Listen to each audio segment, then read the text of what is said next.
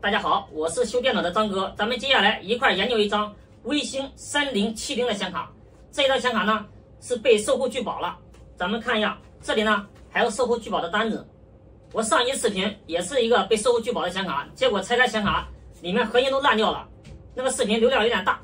后来呢，人家商家直接找我来了，为什么找我呢？就是因为我这上面单子没有打码，人家很多人到那店里面去骂，人家找我了，没办法了，我就把视频给删除了。那个显卡的仁兄还倒好，他那个显卡买的费用，人家商家直接全额给他退款了，等于是把坏的显卡寄过去就行了，不管售后做不做，人家商家直接给他全额退款了。这个事情呢也算有个了结。接下来呢，咱们看一下这个显卡到底什么情况，还能不能修，为什么拒保了？好，这个拒保的理由呢是经工程师检测确认，持显卡来货发现 PCB 板有腐蚀，现在呢就返给客户。他说这里腐蚀了，咱们拆开看一下。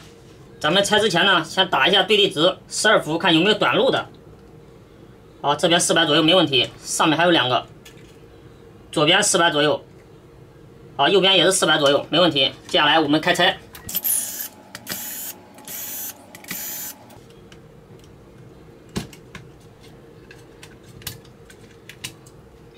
好，拆开了，里面全貌就这样的。诶，这里怎么有焊油呢？那这个芯片的话，应该是被换过的。这边流的有焊油，这边流的也有焊油。我的天哪，不会又来第2次吧？他说哪里腐蚀了？应该是在背面嘛。我们把背面拆开，先看一下这个核心呢。我这一次都长教训了。我们先擦一擦，先看这个核心烂没有。这一次没有防拆贴。好，这个核心确认没有烂。目测的话，这个核心没有充值过。咱们拆开吧。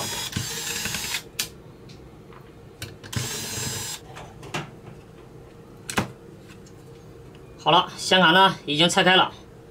哎呦，这卡真的是，应该是氧化了。这里呢，也就是12伏供电2个电阻氧化了，这旁边一个电容也氧化了，这里呢也氧化了。再看一下金属纸这里，金属纸这里呢，上面的电容也氧化了。这个焊油呢，是从这个芯片这里流下来的，所以说呢，我确认这个芯片应该是动过的。接下来我们测一下吧，看看有没有明显异常的地方，看看能不能给它秒杀。这里边1.8伏的，好，200左右，没问题。这边应该是个5伏的，350左右。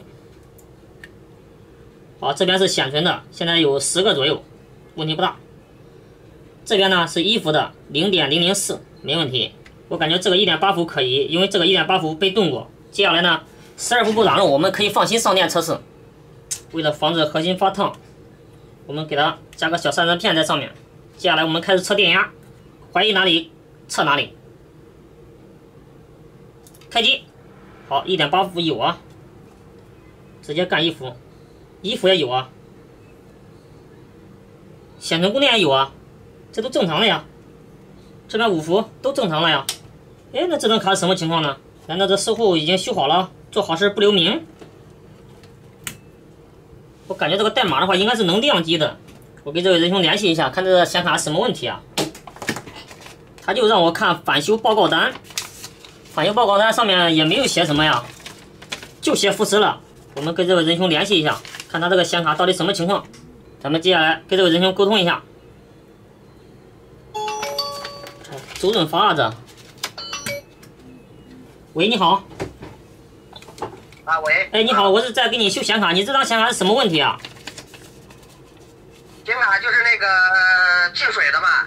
我知道进水啊，进水以后是什么问题？有没有说？就是我，比如说我这个显卡插上去，我玩游戏，就是看网页都可以看。嗯。但是我只要跑那个鲁大师跑疯啊，它有压力了，它就这个死机。等于说鲁大师都过不了，是不是？对对对，鲁大师过不了。行，我明白了。我说测试能开机。对对对，然后我不是发去售后的吗？售后他就拒保了嘛。售后拒保了。你这张显卡之前修过没有啊？没有修过的，没修过的。哦，我看到这个1伏的，我看到这个1.8伏的这个芯片，好像是加焊过或者是更换过的，应该是给你尝试维修了没修好，应该是这样的。应该没有啊，因应该那个售后他没有给我修，他。这个保修贴都没有了，是拆过的呀？这显卡？对，他拆的，但是他说进水腐蚀了，他就没给我修，他说是这样的。哦，那行啊，那不管什么情况，我试一下吧，好吧？我看什么情况，有消息跟你说啊。好，再见啊，吓我一跳，周润发，他的网名就是周润发，还是周润发的头像，我天啊，周润发找我修显卡，周润发显卡坏了估计都不修了，电脑坏了人家都不要，直接换。他这个描述是高负载会出问题啊，我们上机之前大概研究一下，看看能不能明显看到有问题的地方。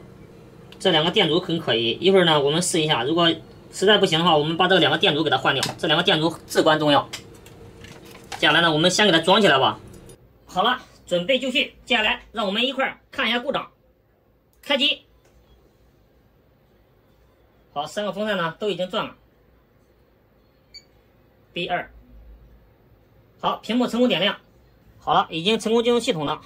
接下来呢，我们点开 GPU-A 看一下它的功耗。我们点开甜甜圈看一下，点击开始。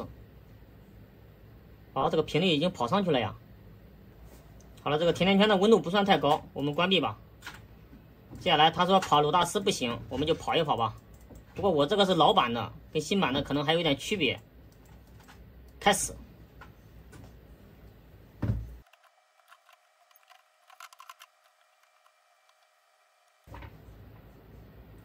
好了，跑分完成，跑了46万8，这个还可以啊，没有发现说跑鲁大师跑不了啊。我们跑这个3D 吧，试一下，看能跑过去不能。好，我们直接给它压力测试吧。开始。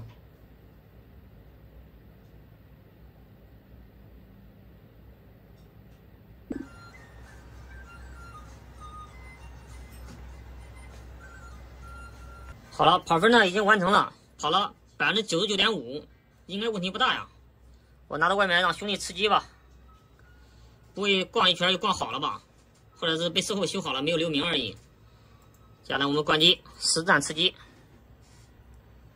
刚才我们跑3D 没问题，接下来呢，我们放在外面供养实战游戏吃鸡测试，开机。哎，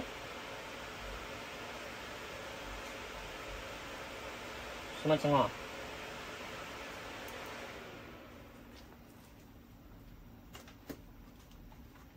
怎么这么大声音呢？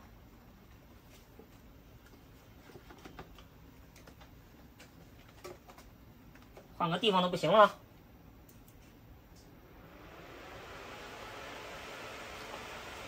刚才我们跑3D 都没问题，现在风扇狂转明显的话，核心无法控制这个风扇的转速了。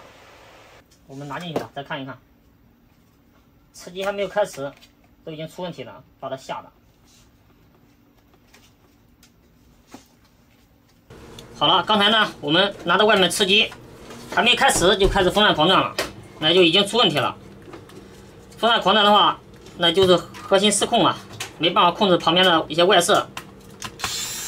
我们拆开吧，看看什么情况。好，接下来我们再上电试一下，直接测衣服吧。开机。哎，衣服有啊，这不供电正常的吗？开机，好，1.35也有，我看一下整张卡的代码。好，这不认卡了又。现在供电正常，不认卡。我们再测一下。哎，掉电了，掉电了。好。1.8伏变成了1.2，怪不得这个1.8伏他们会更换，应该也是怀疑这1.8伏有问题，这个芯片应该是换过的，没有解决问题。这个核心现在已经有一点起热了，哎呦，好，这个衣服呢已经有了，1.8伏偏低，1.2。1.8伏偏低，那应该就这个原因引起的。好了。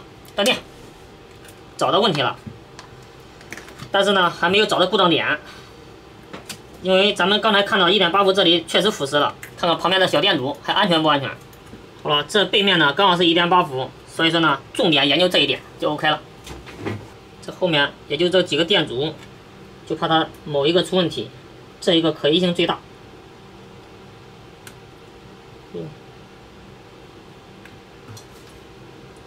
这个 3.4K， 这个 3.4K 的电阻感觉到有一点可疑呀。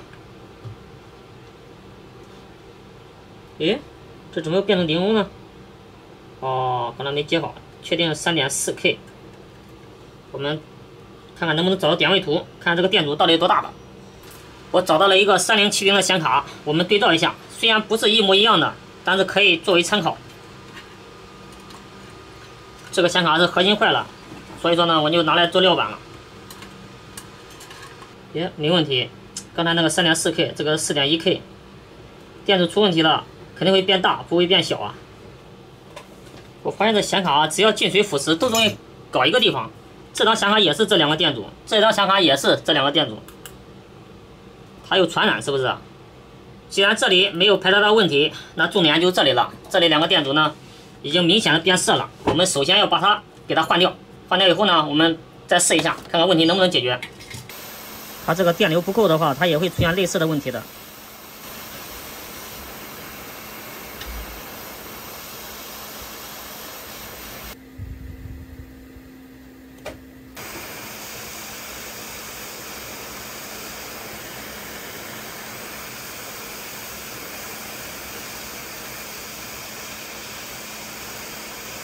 OK， 搞定，准备好，放上散热，表笔放在 1.8 上面，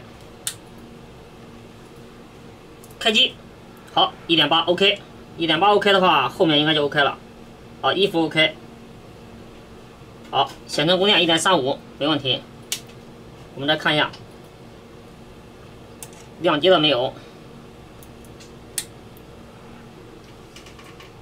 好，已经认卡了。接下来呢，我们把它拼装一下，再拿到外面吃鸡测试。这就是为什么有的时候跑3D 没问题，我还要拿到外面实战游戏测试，就这样的。刚才咱们这个显卡就是这样的，3D 都跑完了，我拿到外面吃鸡，结果瞬间都不行了。因为咱们这个显卡都是买来玩游戏的，所以说呢，咱们都试实战游戏。如果实战游戏没问题，那应该就问题不大。只是跑3D、跑甜甜圈、跑鲁大师，那都没有意义。好了，接下来呢，我们把显卡插到这外面吃鸡的电脑上。